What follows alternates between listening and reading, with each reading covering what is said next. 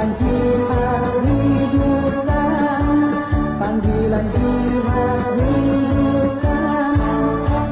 Allahu Akbar, Allahu Akbar, Allahu Akbar.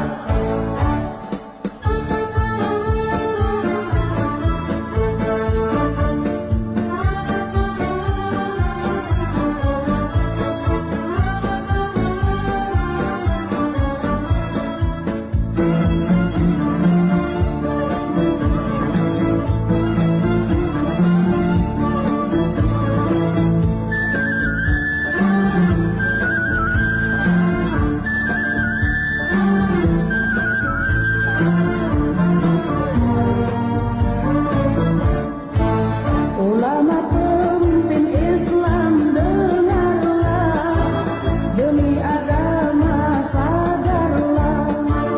Ulama pemimpin Islam dengarlah, demi agama sadarlah. Hentikan pertikaian, ciptakan perdamaian. Hentikan pertikaian, ciptakan perdamaian. Hentikan pertikaian, ciptakan perdamaian menuju persatuan. Assalamualaikum. Waalaikumsalam, Pak. Ada orangnya ternyata, alhamdulillah. Ya, hukum untuk memberi salam itu sunnah, kalau menjawab itu wajib ya. Oke, jadi kalau ada yang memberi salam diusahakan dijawab. Oke, hari ini kita lanjutkan materi kita ya. Kemarin kita sudah bahas masalah perkembangan manajemen di beberapa negara Eropa, di Amerika, di Jepang dan sebagainya. Ya, mudahan sebagai cerminan kita bahasanya perubahan di era industri ya, dari sekarang ini menjadi era semua serba di program, semua serba online, semua serba sudah otomatis ya. Artinya dulu orang menggunakan tenaga manusia, sekarang sudah banyak menggunakan program ya, segala sesuatunya di program, sehingga pengaturan manajemen juga berbeda ya. Dulu mungkin kalau kita butuh SDM yang kuat ya, SDM yang pintar, itu tenaga kerja dipakai. Tapi begitu ada penemuan mesin uap, ada penemuan mesin, tenaga manusia mulai diganti dengan mesin, sehingga penerimaan tenaga kerja sudah mulai berkurang karena beberapa pekerjaan sudah bisa dilakukan oleh mesin gitu. Kemudian berkembang lagi, diciptakanlah robot ya, pembuatan mobil, pembuatan membungkus, kemudian mengolah sebagainya, itu digunakan robot gitu ya. Banyak pekerjaan di pabrik sudah diganti dengan robot. Akibatnya tenaga manusia terancam kan, berkuranglah penerimaan pegawai karena sebagian besar pekerjaan sudah digantikan oleh robot gitu. Nah, kemudian berkembang lagi sekarang ya. Dulu kita dengar ada sales, ada agent, ada pramuniaga, banyak gitu ya. Dibutuhkan jaga toko sebagainya. Sekarang dengan adanya perubahan program ya, dengan adanya sekarang sistem semua tersistem terprogram, maka sumber manusia mulai berkurang lagi karena sudah banyak pekerjaan yang bisa diprogram ya, sudah ada sistemnya gitu. Ada sistemnya, sudah sistem saja sudah gitu ya. Contohnya kan dulu kita kalau masuk tol tuh ada penjaga tol, sekarang penjaga tol nggak ada, berarti kan tidak perlu kan tenaga tol gitu ya, tenaga penjaga pintu tol gitu, sehingga tenaga manusianya berganti. Dulu kalau Anda pergi ke, dulu kita sering pergi ke supermarket gitu kan, pergi ke mall ya, banyak tuh toko buka, banyak pramuniaga. Sekarang sudah jarang tuh karena sudah pasarnya sudah pasar online gitu, pasar online. Jadi tenaga manusia mulai berkurang karena sudah online sistemnya, sudah sistem gitu online. Dan juga di dunia perbankan, dunia finance, dunia asuransi, ya. Sekarang kan sudah ada mesin ATM yang bisa untuk menarik uang dan juga bisa menabung, setor uang, setor tunai, kan gitu ya. Jadi kan kalau Anda mungkin ada juga di rumah Anda, sekarang kalau Anda mau nabung tidak perlu lagi ke bank. Anda mau bayaran juga nggak perlu lagi ke bank. Ya, Anda cukup bawa uang, masukkan ke mesin ATM. Nabungnya kita pakai mesin ATM. Ya kan, pembayaran juga kita bisa pakai mesin ATM. Jadi tidak harus pergi ke kantor bank, ke kantor kas. Ya, nah itu kan berarti tenaga manusia kan berkurang tuh. Kepala cabang udah nggak ada lagi. Ya. Kepala kasir tidak ada lagi. Kepala customer nggak ada lagi. Ya. Bahkan OB pun nggak ada lagi, satpam pun nggak ada lagi. Ya. Karena nanti bank akan cukup menyediakan sebuah mesin ATM. Tidak perlu membuka kantor cabang. Gitu. Nggak perlu buka kantor cabang. Dia mulai berkurang kantor cabangnya.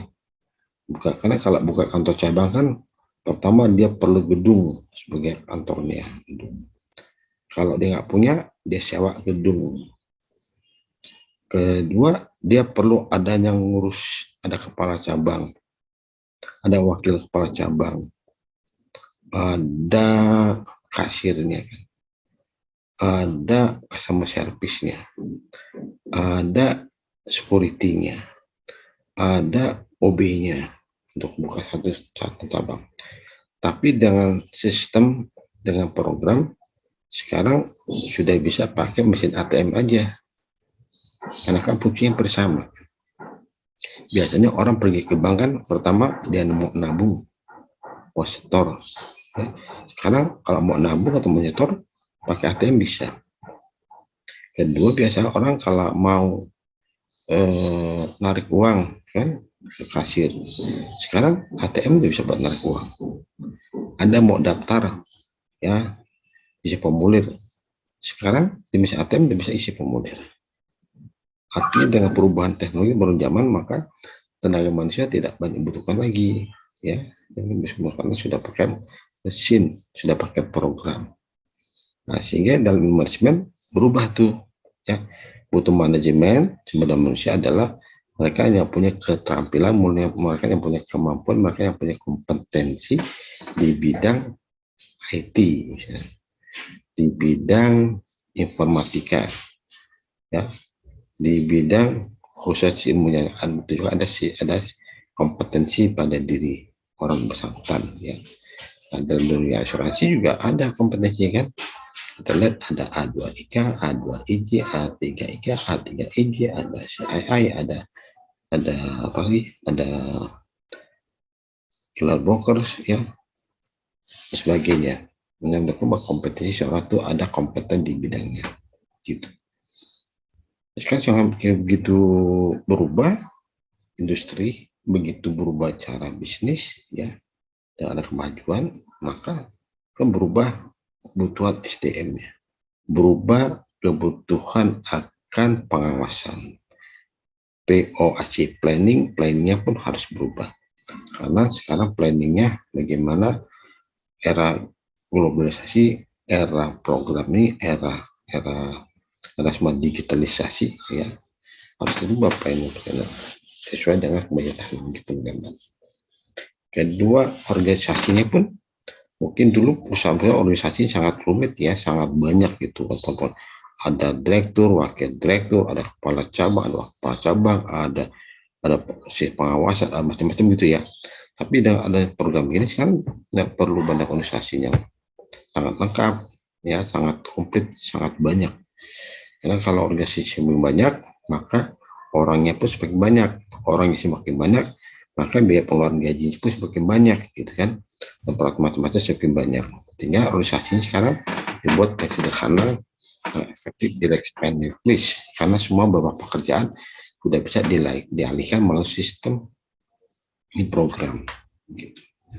Misalkan tidak perlu lagi adanya kasir atau bagian keuangan karena sekarang udah ada banking kan, internet banking. Anda bisa buka tabungan, Anda bisa cek saldonya setiap hari melalui HP. Anda bisa melakukan transaksi melalui sistem transfer pakai HP. Anda bisa bayar sesuatu pakai HP. Anda bisa terima uang ya pakai sistem banking pakai HP gitu. Jadi pengeluarannya berapa, masukan berapa, Anda bisa cek melalui HP.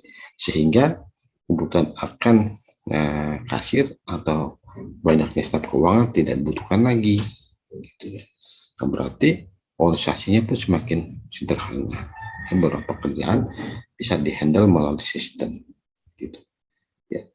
Actuating ya, pengarahan gitu. Pengarahan dulu kalau apa-apa kita perlu ada rapat tatap muka. Dulu hari ini rapat, semuanya datang. Pertama ketika dia rapat tatap muka, yang ada di kantor cabang, yang ada kantor di luar Jakarta, mereka harus datang ke Jakarta. Ya, ketika mereka datang ke Jakarta, berarti mereka perlu transportasi. Ada biaya transport. Ya. Mereka acara rapatnya sampai 2 hari, 3 hari, maka mereka perlu bayar penginapan, ya, biaya akomodasi, sebagainya. Itu untuk mengadakan pengawasan, untuk mengadakan rapat ya, lembaga pengawasan. Nah sekarang sudah berubah kan, rapat tidak harus datang ke kantor pusat, rapat tidak harus datang menginap ya, tapi rapat cukup pakai online, teleconference pakai online. Jadi mereka tidak perlu datang ke Jakarta yang bersatu cabang-cabang di seluruh Indonesia karena pakai biaya ya transport. Mereka tidak perlu datang ke Jakarta untuk rapat di kantor pusat karena mereka biasa ada di penginapan, sehingga biaya itu bisa dihilangkan. Waktunya lebih efektif, ya. Itu artinya dengan perkembangan teknologi sekarang berubah. Ya, dulu perlu ada pengawasan, actuating itu. Ya, ada orangnya, beberapa orang, ada supervisornya, ada manajernya, ada direktur. Sekarang dengan sistem tidak perlu ada banyak yang menjadi supervisor, yang jadi direktur pengawasan, yang jadi kasir, yang jadi apalagi ya direktorat ya. Artinya cukup dengan sistem sekarang kita lakukan. Ya, rapat pun dengan sistem sekarang pun pakai rapat tidak perlu harus tatap muka, harus perlu datang, cukup dengan punya Zoom dengan sistem. Kemudian juga controlling ya harus standar ya, kita tidak perlu lagi melakukan controlling secara datang melihat ya, mengecek fisik, tapi dengan sistem kita bisa mengontrol melalui sistem ya. Kita lihat budgetnya, kita lihat realisasinya, kita lihat target dicapainya, itu kan semua sudah ada sistem ya, sudah ada prosedurnya. Itu kalau lagi ya, mau tidak ilmu manajemen pun harus tetap berubah gitu. Nah kita juga akan bahas masalah share.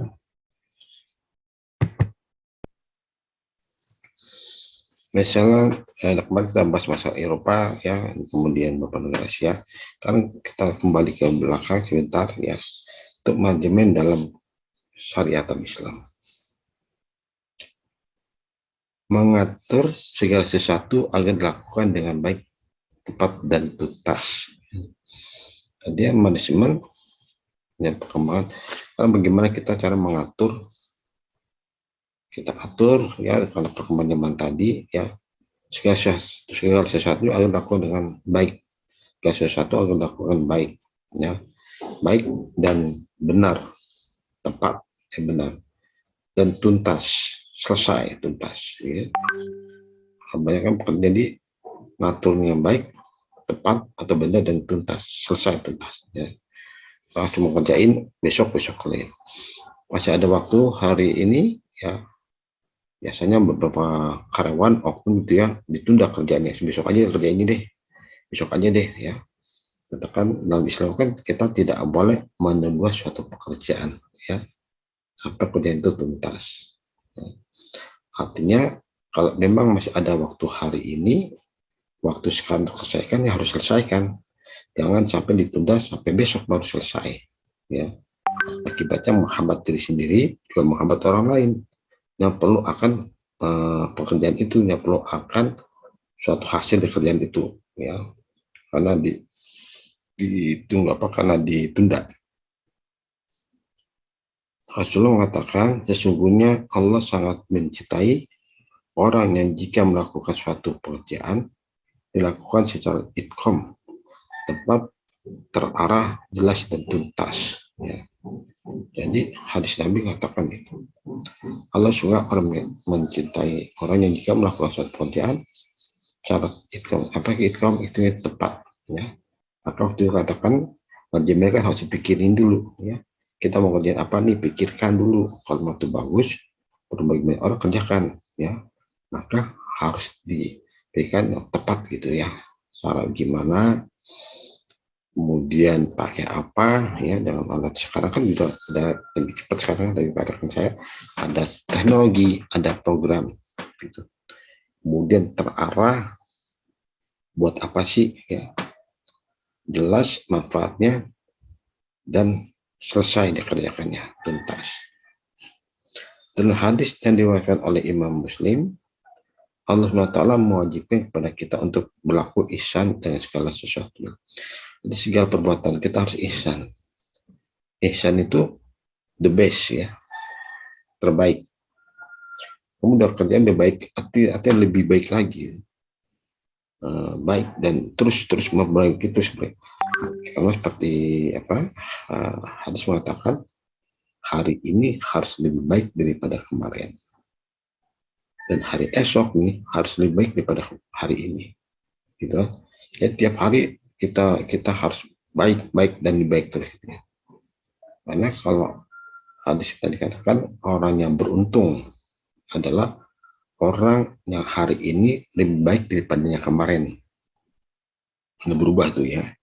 Hari ini kita lebih baik daripada kemarin. Itu orang beruntung. Berarti ada perubahan. Tetapi orang yang merugi adalah rugi jika hari ini sama kayak kemarin. Sama aja nggak ada perubahannya. Ya, tahun ini sama tahun kemarin sama aja nggak ada perubahannya. Itu rugi. Ya. Kalau sama aja nggak ada berubah. Ya. Ketiga, orang yang celaka jika hari ini lebih jelek daripada kemarin, hari ini lebih malas daripada tahun kemarin ya. Hari ini nilai Anda IPK-nya lebih jelek pada semester kemarin, itu celaka. Jika IPK Anda sama kayak kemarin dapat 2,5, sekarang pun dapat 2,5, rugi. Buat apa belajar nggak tambah-tambah nilainya, tetap aja rugi ya. Kalau IPK Anda naik dari 2,5 jadi 3, itu Anda baru beruntung ya, maju. Tapi kalau lebih jelek, nah ini celaka ya. Nah sehingga katakan oleh Allah SWT katakan harus lebih ihsan, lebih baik dan lebih baik lagi. Dikatakan baru orang yang beruntung. Kata ihsan bermakna melakukan sesuatu secara maksimal dan optimal. Tidak boleh seseorang muslim melakukan sesuatu tanpa. Ya. Jadi kalau ihsan tadi lebih melakukan pekerjaan secara maksimal. Kita berusaha semaksimal mungkin, sebisa mungkin, semampu mungkin, ya optimal. Jangan putus asa. Artinya kita coba lagi semampu mungkin, sebisa mungkin ya, secapai mungkin. Ya, asal punya itu pertama harus direncanakan dulu, direncanain dulu, ya, kemudian dipikirkan, kemudian diteliti, ya, teliti. Oke nggak nih? Pertama kita rencanakan dulu. Udah kita rencanakan kita mau ini nih, Terus dipikirin deh, pikirin. Manfaat nggak ya, bagus nggak ya, pikirin ya. Gimana caranya ya, gimana kalau begini, pikirin. Dan kita pikirin, kita contoh, kita teliti. Kalau gini bagus nggak ya? Pernah teliti siapa yang pernah teliti kita teliti perusahaan mana yang pernah lakukan gini, kita teliti ya. Itu hal 1, 2, 3 ini tidak berlaku kalau kita keadaannya gawat, emergensi ya. Jika ada sesuatu ya, kebakaran, masa Anda pikirin dulu gitu, lari nggak ya, nyelamatin barang dulu atau lari dulu atau apa dulu ya, nggak usah direncanain. Udah sekarang ini aja kondisinya langsung kerjakan ya, yang perlu pikir kalau keadaannya darurat. Akan tetapi secara umum dari hal yang kecil hingga yang besar harus dilakukan secara ihsan ya. Berarti ihsan optimal, baik, benar dan tuntas untuk menghilangkan rasa keraguan. Baik pekerjaan itu kecil atau besar harus secara ihsan, lebih baik. Kemudian harus secara optimal, semampu kita, sebisa kita ya. Kemudian secara baik, benar, dan harus tuntas, selesai ya. Selesai. Faktor-faktor dalam pencapaian tujuan pertama adalah adanya penggunaan sumber daya organisasi. Jadi itu sumber daya organisasi kita punya berupa finance dan berupa non finance, berupa keuangan dan berupa non keuangan sumber daya organisasi. Berupa keuangan kita punya modal, berupa non keuangan kita punya SDM, kita punya aset, kita punya tadi pemikiran, kita punya rasa optimis gitu ya. Baik sumber daya manusia, maupun faktor produksi lainnya. Sumber manusia, SDM ya. Perlunya ada SDM atau dalam syariat SDI, sumber daya insani. Maupun faktor produksi lainnya. Produksi lainnya apa tadi? Ada aset, ada kondisi alam gitu ya, ada faktor ekonomi, ada kondisi ekonomi. Sumber daya tersebut meliputi sumber daya manusia, sumber daya alam, sumber daya keuangan, serta informasi. Nah, ternyata informasi sebagai sumber daya juga nih, informasi. Ya, artinya kalau kita siapa yang menguasai informasi, dia akan menguasai ekonomi. Siapa yang menguasai informasi, dia akan menguasai ya suatu hal tertentu. Ya, maka kalau kita tahu ya, kita lebih tahu pada teman kita biasa lebih pintar, ya, lebih hebat dibanding kita. Gitu. Ya, maka kita harus lebih dulu dapat informasi, dapatin berita. Untuk supaya dapat lebih dulu, maka kita harus banyak membaca, harus banyak mendengar, ya, harus banyak bergaul. Ya, kalau kita banyak bergaul, nggak kuper, kurang pergaulan, ya, kita akan lebih banyak tahu informasi dari teman-teman kita. Ya, kita. Contoh nih, walaupun kita pinter ya, tapi kurang bergaul, biasanya informasi mengenai lowongan kerja, informasi masalah beasiswa, informasi masalah kesempatan berkarir, itu kan kita dapatin dari teman-teman kita, ya. Karena kita banyak teman, karena kita pandai gaul, karena kita gaul, sehingga banyak informasi yang kita terima dari teman-teman kita, ya. Karena kita lebih banyak informasi kita terima, lebih tahu daripada teman kita yang IPK-nya tinggi, jadi peluang untuk berhasil lebih banyak kita, ya. Maka informasi benar harus kita kuasai. Coba aja, ya. Banyak orang-orang IPK yang bagus, tapi karena kuper, ya, dibandingkan ada teman Anda yang biasa-biasa saja, tapi dia gaul, yang lebih sukses orang biasa aja, tapi dia gaul, karena dia menguasai informasi, lebih tahu duluan, gitu. Kemudian adanya proses yang bertahap dari mulai perencanaan, pengorganisasian, pengarahan, dan pengimplementasian hingga pengendalian dan pengawasan. Ada harus proses, ya. Direncanakan, ada proses, kemudian sudah dicanangkan, diorganisir, ya, kemudian dikasih arahan bagaimana melaksanakannya, implementasi hingga pengendalian dan pengawasan, sehingga ada yang mengendalikan, ada pengawasan. Nah, ini yang framework teknis sekarang, ini beberapa hal bisa dikerjakan melalui program, oleh sistem, ya. Adanya seni dalam menyelesaikan suatu pekerjaan.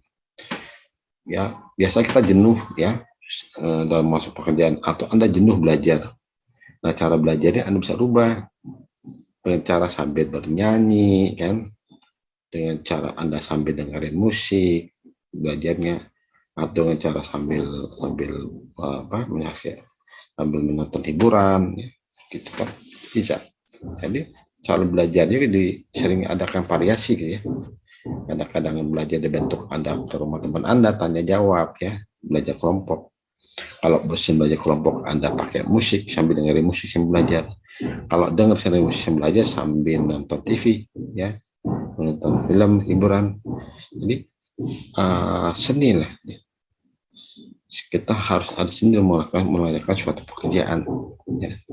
Seni bisa aja kerjain suatu saat di dalam ruangan. Wah, bosan beruangan, kita kerja bawa laptop di halaman. Bosan di halaman, kita bawa laptop di kafe sambil ngopi di kafe kerjanya, ya.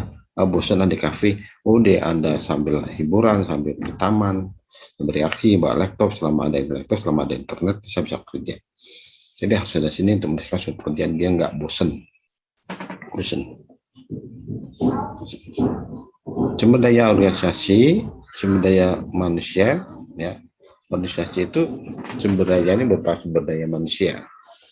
Nah, sumber daya manusia ini, ya, untuk daerah sekarang adalah orang yang memiliki kompetensi, ya, orang yang bisa menunjukkan kemampuannya dalam bentuk, ya, dia memiliki sertifikasi kompetensi. Maka saya katakan tadi, di dunia asuransi kompetensinya harus adalah Anda lulus dalam CGI, Sertifikat General Insurance atau umum, dan Anda tunjukkan Anda lulus dalam CLI, Sertifikat Life Insurance, ya, sertifikasi asuransi jiwa. Nanti lanjutkan dengan Anda memiliki gelar 3 Anjun Ahli Asuransi Kerugian atau Anjun Ahli Asuransi Jiwa. Atau Anda juga memiliki Islamic Society, Asuransi AIS, ya, Asosiasi Islamic Insurance Society, ya, atau Fish Fellow Insurance Society, atau gelar lainnya, ya, ada APAI, Asosiasi Pialang Asuransi Indonesia, ya, ada AAPAI, Ajun Ahli Pialang Asuransi Indonesia, atau APAI, Ahli Pialang Asuransi Indonesia. Nanti dulu asuransi diantaranya kompetensinya itu, ya. Anda lihat kakak kelas Anda atau Anda lihat praktisi yang gelarnya banyak banget di belakangnya, itu menunjukkan kompetensi yang mereka miliki. Jadi sumber daya manusia yang akan datang, Anda harus punya kompetensi, melalui sertifikasi kompetensi, dan yang penting juga harus bisa berkomunikasi dalam bahasa Inggris serta menguasai komputer, ya. Akan datang itu sumber daya manusia. Sumber daya informasi. Nah, sumber daya manusia bukan sumber daya informasi. Maka tadi, siapanya menguasai informasi, maka dia bisa menguasai dunia, ya. Karena dia lebih tahu duluan. Maka sumber daya informasi harus benar-benar kita miliki, kita pahami, kita punya, kita paling nomor satu dengan informasi. Nah, informasi itu kan sekarang bisa Anda dapatkan melalui HP, melalui laptop, ya, melalui jurnal, melalui laporan keuangan yang dikeluarkan oleh OJK. Nah, itu sumber informasi. Kemudian sumber daya fisik yang kita harus punya, ya, kita punya gedung, kita punya laptop, kita punya HP, kita punya ruangan kerja, ya. Nah, sekarang era komunikasi, era digitalisasi, era globalisasi, era online, maka sekarang penyebutan kantor tidak dibutuhkan, ya, tidak harus ada, karena sudah bisa pakai kantor virtual office. Kantornya dari bentuk virtual, kantornya dari bentuk laptop, ya. Contohnya Anda kan bisa jualan sekarang, jualan online pakai HP kan. Anda nggak punya kantor kan, tapi Anda punya HP, Anda cukup foto barang yang akan Anda jual, Anda upload di medsos, Anda upload di media lainnya, maka Anda sudah berbisnis. Ya, harus punya gedung, harus punya ruang, pakai kantor virtual. Jadi beberapa era yang lalu, ya, bisa seperti kantor cabang tadi, ya, kantor pusat, kantornya mewah dan sebagainya, tapi di era sekarang tidak harus punya kantor. Karena sesuatu bisa dilakukan melalui laptop, melalui HP. Kemudian sumber daya keuangan. Oke, sumber daya keuangan penting, ya, walaupun tidak besar, tapi cukup untuk sebagai modal, cukup untuk menjalankan usaha. Harus punya sumber daya keuangan. Sumber daya keuangan zaman dulu, ya, harus besar. Kalau kita mau bisnis zaman dulu modal besar, karena tadi pertama modalnya harus punya gedung, ya, harus punya kantor, atau harus punya gerai. Kalau ingin jualan itu harus berapa biayanya bikin gedung, atau biaya sewa gedung, atau biayanya sewa gerai, ya, harus punya itu. Dulu orang mau bisnis transportasi harus punya mobil, harus punya motor. Sekarang tanpa punya mobil, tanpa motor, Gojek, Grab bisa bisnis transportasi.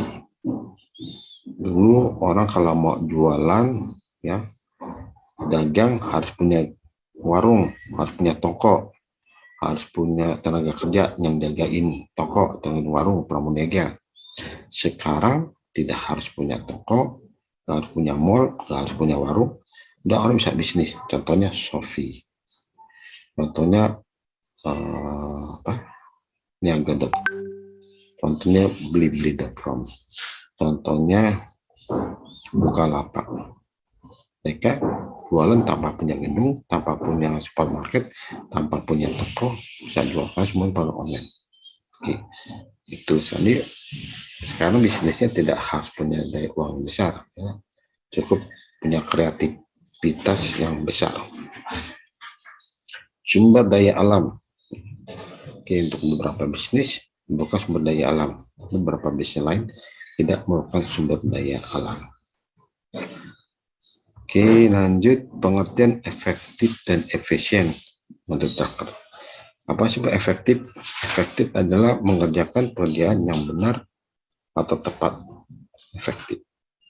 Aku bekerjanya benar, yang tepat. Ya, efektif banget ya caranya, efektif. Tapi nggak terlalu apa ya. Ini harus, kalau memang bisa lebih efektif, kenapa ya tidak kita lakukan? Misalkan lebih efektif, misalkan tidak terlalu banyak meja, gitu ya. Kita harus banyak bagi-bagian, ya. Kalau perlu hanya satu meja, kerjakan satu meja, lebih efektif. Ya.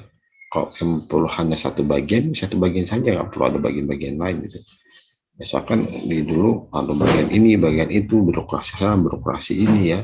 Ada meja sana, meja sini, gitu. Tidak efektif. Karena untuk satu meja cuma efektif selesai. Atau one stop service, ya, pelayanan satu atap. Ini lebih efektif, nggak perlu banyak birokrasi. Efisien artinya mengerjakan pekerjaan dengan benar atau tepat. Efisien. Kemudian, oke, ini sudah sebenarnya.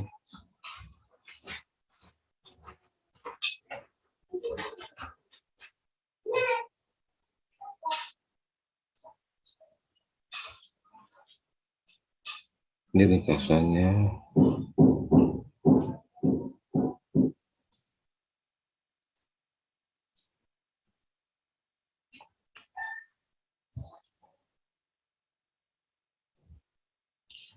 Oke, kita lanjutkan lompat saja yang ke fungsi operasional dalam manajemen operasional. Apa sih operasional? Bagi menjalankannya. Manajemen sumber daya manusia. Kita kenal nanti ada manajemen sumber daya manusia, yaitu bagaimana mengatur sumber daya manusia yang tadi lebih yang memang direction and decrease sesuai dengan kemampuannya, sesuai dengan kebisaannya, pendapat orang sesuai dengan kemampuan latar belakang kompetensi yang dimiliki. Ya, itu bagaimana cara mengatur sumber daya manusia. Sekarang lebih mudah karena sudah berdasarkan kompetensi, ya, sumber daya manusia. Apalagi nanti di masa kamu itu akan ada tidak WTO, World Trade Organization. Artinya udah ada pasar Asia, pasar bebas Asia. Artinya orang-orang asing, orang-orang negara mana saja bisa berbisnis, berdagang di Indonesia. Begitu juga sebaliknya, ya. Indonesia bisa juga berdagang, berbisnis dengan negara lain. Nah, sehingga dibutuhkan tenaga manusia yang memiliki kualitas internasional. Ya, karena kita berdagang berbisnis sudah antar negara. Gimana sumber daya manusia yang terus internasional? Ya, salah satu antaranya memiliki kemampuan dalam berbicara dalam bahasa Inggris. Oke. Manajemen pemasaran itu bagaimana kita melakukan pemasaran, mengatur promosi, mengatur distribusi, mengatur tentang produk, ya, kemasan produk. Bagian itu ada di manajemen pemasaran. Ya, manajemen pemasaran mungkin berbeda dengan manajemen pemasaran saat ini, kan. Saat dulu pemasaran itu kita perlu tenaga pemasaran yang banyak, tenaga sales yang banyak, ya, pakai keliling-keliling, ya, pakai door to door. Ya, kemudian juga masih banyak logo-logo yang di iklan-iklan di luar ruangan, ya. Sekarang dengan sistem pemasaran online, sekarang tidak perlu banyak tenaga pemasaran. Yang penting bisa membuat konten yang bagus, yang kreatif, ya. Kita bisa kemas sesuatu, kita promosi melalui konten yang oke, kemudian bisa ditayangkan di beberapa media sosial, ya. Sehingga tidak perlu lagi untuk melakukan banyak sumber daya manusia, sumber daya penjualan yang harus keliling-keliling, ya. Karena sekarang sudah semua online. Yang penting kontennya oke, ya, kemudian isinya bagus, sehingga banyak orang yang lihat, banyak orang yang tonton. Gitu. Kalau dulu kita perlu banyak nyetak brosur, pamflet, dicetak, disebarkan, ya. Sekarang nggak perlu dicetak pamfletnya, perlu dalam digital, ya. Pamfletnya, brosurnya perlu dicetak banyak, ditempel-tempel, ya, perlu biaya nyetak, biaya tempel, biaya pemasangan, tapi sekarang pakainya sistem digital, ya. Jadinya pamfletnya, brosurnya tidak perlu dicetak. Kemudian ada manajemen operasional atau manajemen produksi, ya, yaitu mengatur bagaimana suatu produk dilakukan secara efektif dan efisien. Efektif dan efisien. Jadi waktu produk, kalau jasa, ya, produk jasa itu bagaimana tidak terlalu banyak birokrasi, ya, tetapi produk dibuatnya dengan secara efektif dan efisien. Manajemen keuangan, ya, dan juga bagaimana mengatur, ya, keuangan yang cukup tetapi untuk menutupi suatu kebutuhan yang tidak terbatas. Bagaimana uangnya ada diatur, ya, di manage untuk mencukupi kebutuhan yang begitu banyak dalam suatu perusahaan. Terakhir ada manajemen informasi tadi, ya, bagaimana informasi yang mesti diterima kita saring, ya, hoax atau tidak hoax, kita saring berita ini benar atau tidak benar, kita saring berita ini relevan atau tidak relevan, kita saring berita ini manfaat atau tidak manfaat bagi perusahaan. Ya, sehingga ada manajemen informasi, ya. Karena zaman sekarang ini harus tuh ada manajemen informasi. Manajemen sumber daya manusia adalah penerapan manajemen berdasarkan fungsinya untuk memperoleh sumber daya manusia yang terbaik bagi bisnis yang kita jalankan, dan bagaimana sumber daya manusia yang terbaik tersebut dapat dipelihara dan tetap bekerja bersama kita dalam kualitas pekerjaan yang nantiasa kondisi ataupun bertambah. Ya. Artinya mungkin ada sumber daya manusia, ya, karyawan yang pintar, karyawan yang kreatif, itu harus bagaimana agar bisa bertahan di kantor kita, ya, tidak lompat ke kantor lain atau tidak pindah ke kompetitor kita, ya. Banyak kan gitu ya, ada karyawan yang pintar, kreatif, nggak lama kemudian pindah ke dalam kita. Nah, kita sebagai sumber daya, sebagai SDM, bagaimana mempertahankannya, ya. Bagaimana meningkatkan sumber daya manusia, ya, SDM. Tentunya kita adakan training, kita adakan pelatihan, kita adakan workshop, kita akan sumber daya manusia, karyawan jadi pintar dan kreatif. Maka SDM bagaimana membuat suatu pelatihan, membuat suatu training, membuat suatu workshop untuk meningkatkan kemampuan sumber daya manusia. Dan perlunya bagian sumber daya manusia atau SDM. Kemudian juga manajemen pemasaran. Manajemen pemasaran adalah kegiatan manajemen berdasarkan fungsinya yang pada intinya berusaha untuk mengidentifikasi apa sesungguhnya yang dibutuhkan oleh konsumen dan bagaimana cara memenuhi dapat dilakukan. Anda menyebutkan dia melakukan survei pemasaran, dia melakukan penelitian tentang kebutuhan konsumen, ya. Dia melakukan penelitian tentang bentuk apa sih, jasa apa sih, barang apa sih bentuk konsumen dan pemasaran. Kalau zaman dulu kita kenal istilah product driven. Product driven adalah perusahaan bikin apa aja itu pasti laku, ya. Perusahaan bikin apa saja pasti laku. Biasanya perusahaan yang monopoli itu, ya. Kalau perusahaan monopoli jualan apa aja pasti laku. Contoh perusahaan monopoli adalah listrik PLN, ya. PLN mau naikin tarifnya, masyarakat pasti butuh. PLN-nya tiap hari misalkan mati bergiliran, tetap aja masyarakat butuh, ya, karena nggak ada PLN lain, nggak ada listrik lainnya, cuma PLN. Dia bisa produk macam-macam, disebutnya product driven. Atau bahan bakar BBM, kan itu Pertamina, premium mau dinaikin, masyarakat pasti beli. Solar mau dinaikin, masyarakat pasti beli juga, ya. Ya, kemudian apa lagi? Pertamax mau dinaikin, berapapun ya masyarakat pasti beli juga. Jadi seenaknya bikin pertama yang bikin produk, pasti masyarakat beli, karena seperti istilah product driven. Mereka menguasai produk itu. Nah sekarang biasanya sekarang ini tidak lagi bisa product driven, karena Pertamina mau macam-macam, ya. Orang banyak pindah ke Shell, kan ada pom bensin Shell, atau pom bensin Vivo, atau pom bensin yang lainnya, kan. Sehingga mereka pembersih. Mereka customer akan pilih ke pom bensin Shell, misalkan akan pilih ke pom bensin Vivo, atau akan lain ke pom bensin, karena sudah mulai ada produk, mulai ada persaingannya. Sebutkan produk driven, ya, produk yang menguasai pasar. Nah saat ini tidak berubah, bukan di product driven tapi menjadi customer driven, ya. Artinya tenaga pemasaran harus melihat kebutuhan konsumen itu apa sih.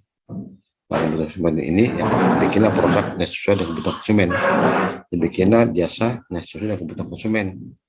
Saat ini konsumen butuhnya barang sudah ada di rumah, maka dibuatlah pemasaran dalam bentuk online, ya, tanpa ongkir.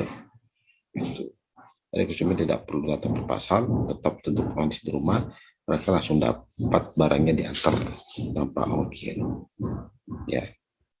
Konsumen butuh transportasi yang oke, ya, harus nunggu di pinggir jalan, akan bikinlah taksi online, ya.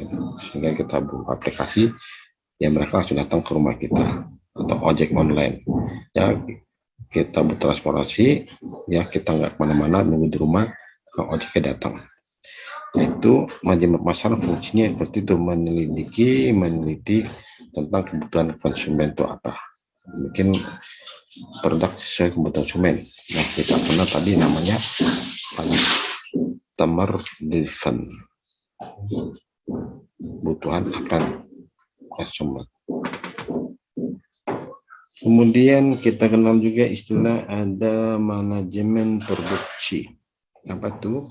Manajemen produksi adalah penerapan manajemen berdasarkan fungsinya untuk menghasilkan produk yang sesuai dengan standar yang ditetapkan berdasarkan keinginan konsumen dan teknik produk yang seefisien mungkin. Dari mulai pilihan lokasi produksi hingga produk akhir yang dihasilkan dalam proses produksi. Ya, ini produksi.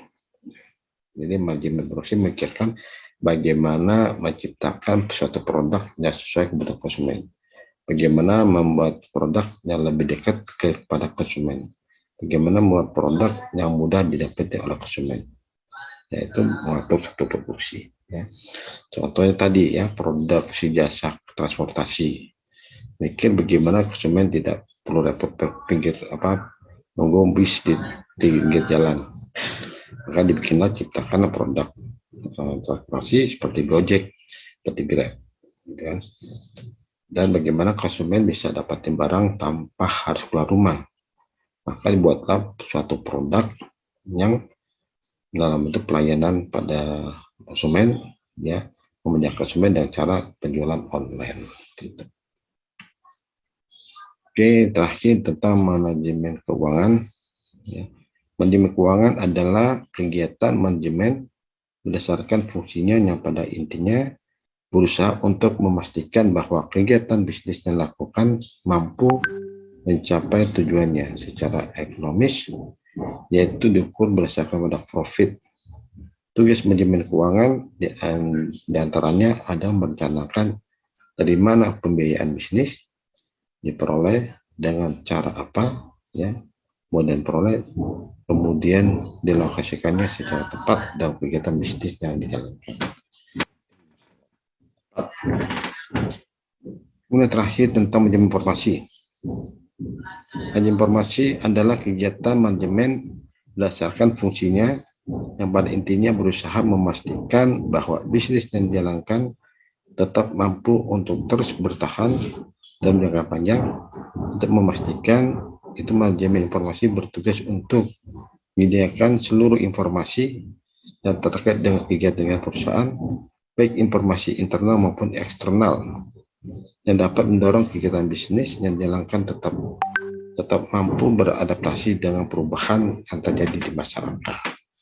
Ya, dia akan tugasnya mencari informasi, ya, kemudian mencari informasi ya, untuk bagaimana supaya perusahaan tetap bisa bertahan, ya, sesuai informasi yang terima. Butuh masyarakat adalah ini, ya, informasi yang terima, masa akan datang kita butuh ini. Maka tugasnya adalah bagaimana cari informasi sebanyak mungkin, ya, seefektif mungkin informasinya dan yang bermanfaat bagi perusahaan. Terus manajemen informasi. Ya. Oke, silakan ada yang mau ditanyakan sebelum saya selesaikan. Mau ada akan ditanyakan? Ayo. Tentang tadi hari ini kita bahas masalah manajemen Islam. Kedua tadi tentang fungsi-fungsi dari manajemen, ya. Jadi ada manajemen sumber daya manusia, manajemen pemasaran, ada manajemen keuangan, ada manajemen informasi, ada manajemen produksi dan sebagainya. Silakan ada yang ditanyakan. Saya tunggu sampai 5, saya hitung. Ya, kalau enggak saya tutup. 5, 4, 3, 2, 1. Oke, kalau enggak kita tutup. Terima kasih. Kita tunggu sampai hari Jumat depan, ya. Nanti insya Allah akan saya buatkan videonya untuk kalian saksikan agar pelajarannya kembali. Oke.